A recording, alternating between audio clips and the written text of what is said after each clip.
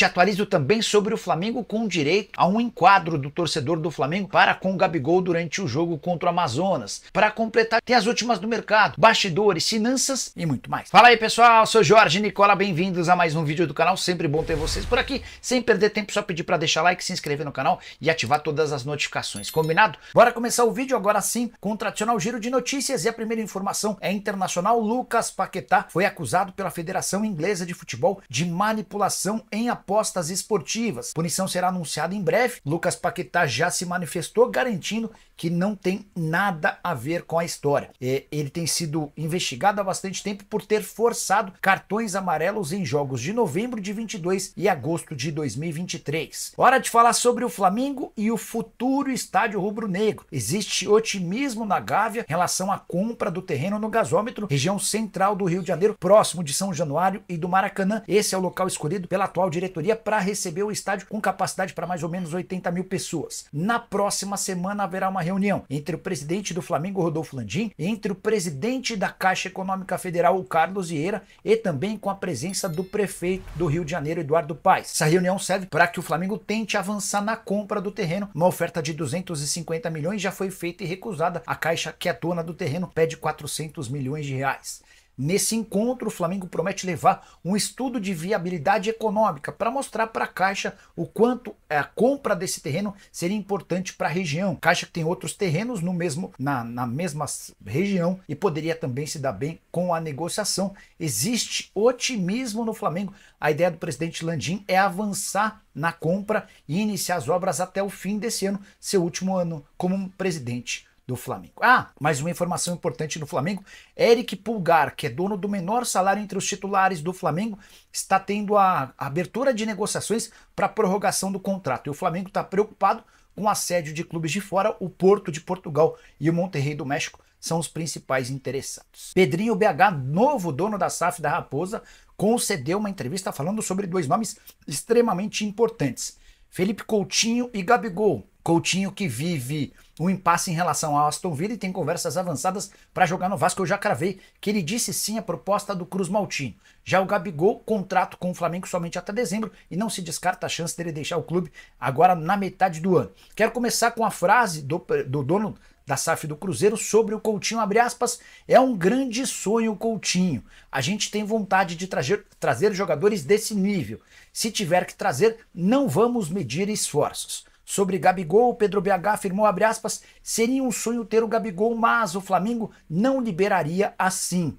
Ainda não sabemos as condições, mas a gente sonha alto e temos que fazer um time à altura da torcida. Até adversários andam preocupados com o novo momento do Cruzeiro. O Alexandre Calil, que foi presidente do Galo por bastante tempo e é muito querido pelo torcedor atleticano, afirmou, abre aspas, hoje o Cruzeiro está em outro patamar. Nós estamos preocupados porque o Cruzeiro mudou de mão. Eu conheço o Pedro e ele não é fácil. Hora de falar sobre o futuro de Neymar, que está sem jogar desde outubro do ano passado. Seu último jogo, 17 de outubro, no jogo do Brasil contra o Uruguai.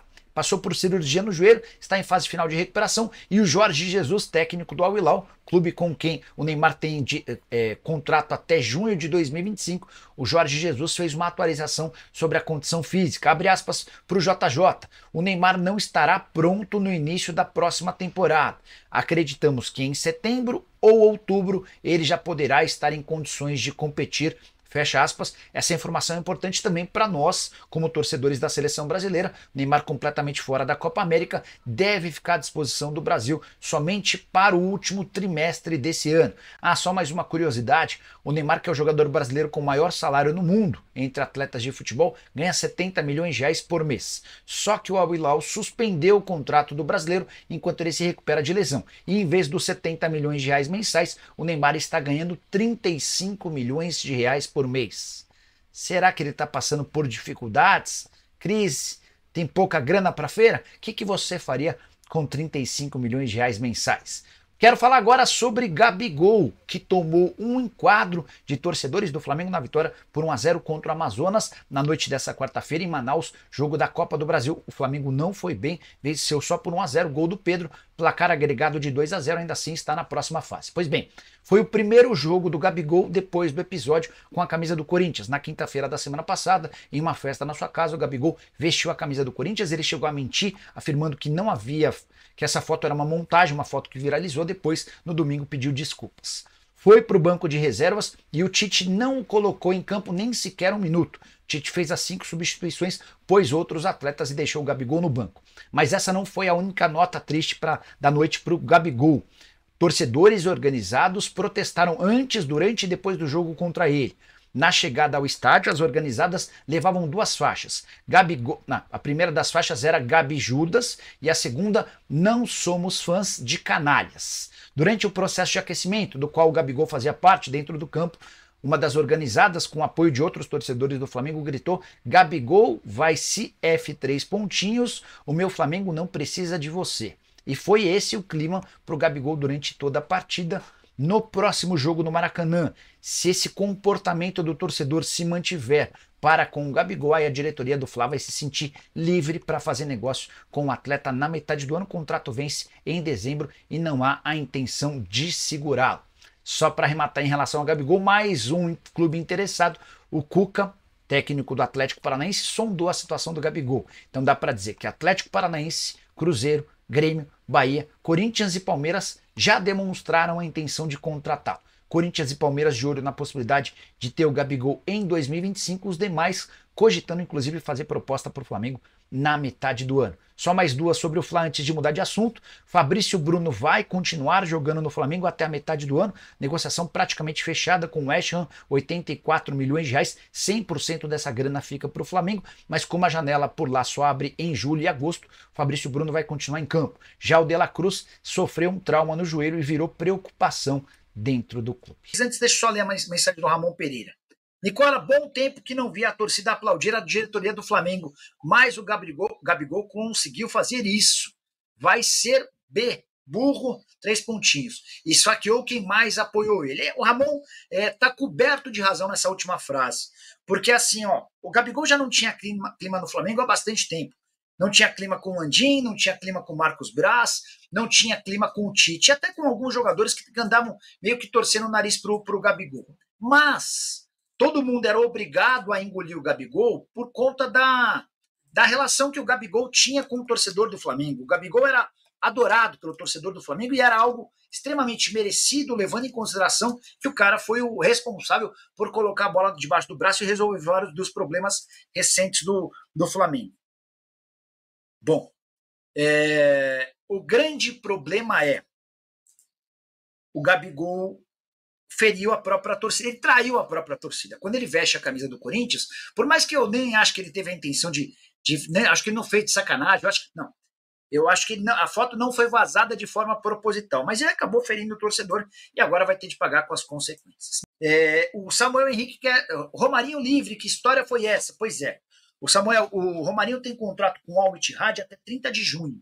E lá na Arábia Saudita, especificamente no Al Ittihad, onde ele é rei, o Romarinho entendeu que precisava de um reajuste financeiro do salário, mas um baita reajuste. Hoje ele ganha 2,5 milhões de reais por mês.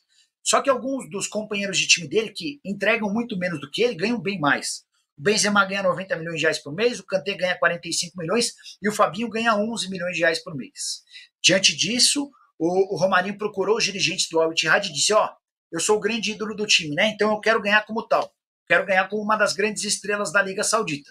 O pessoal do Ittihad disse que daria um reajuste, mas muito aquém daquilo que ele imaginava. Ele falou: tá bom, então eu vou continuar na Arábia Saudita, mas não vou mais jogar por vocês. Ele tem consulta de outros clubes brasileiros, mas a tendência é que ele fique por lá. E aí, nação rubro-negra? No vídeo de hoje, vamos falar sobre uma notícia que está movimentando os bastidores do Flamengo. O goleiro Agustin Rossi revelou que recebeu uma proposta tentadora da Premier League, mas nosso Mengão não quis saber de negociação. Quer saber mais detalhes sobre essa história? Então, fica com a gente até o final. Rossi revela que Flamengo recusou proposta da Premier League e aposta: terei outra chance. O goleiro Agustin Rossi, um dos destaques do Flamengo sob o comando de Tite em 2024, já está despertando o interesse de clubes de fora. No entanto, o Flamengo deixou claro que não pretende liberar o jogador. Em entrevista à rádio de La Rede, Rossi revelou que um clube da Premier League demonstrou interesse em contratá-lo, mas a diretoria do Flamengo rejeitou a oferta. Se eu mantiver um bom nível, outras propostas podem surgir. Houve interesse de um clube da Premier League, mas o Flamengo recusou. Estou no meu melhor momento e acredito que no futuro terei outra chance, declarou. Muito ligado ao Boca Juniors, Rossi descartou a possibilidade de se transferir para o River Plate, mas deixou em aberto outras possibilidades para o futuro. Por tudo que vivi no Boca, hoje eu diria não ao River Plate. Mas estou focado no Flamengo e no que o futuro pode trazer, afirmou. Ele concluiu dizendo: nunca fecho as portas para nenhum clube. A verdade é que qualquer coisa pode acontecer, mas meu foco é no presente. Então, nação, o que acharam das declarações do nosso goleiro Rossi? Será que ele vai permanecer por muito tempo no Mengão ou novas propostas vão aparecer? Deixe seu comentário aqui embaixo e não se esqueça de se inscrever no canal para ficar por dentro de todas as novidades do Flamengo.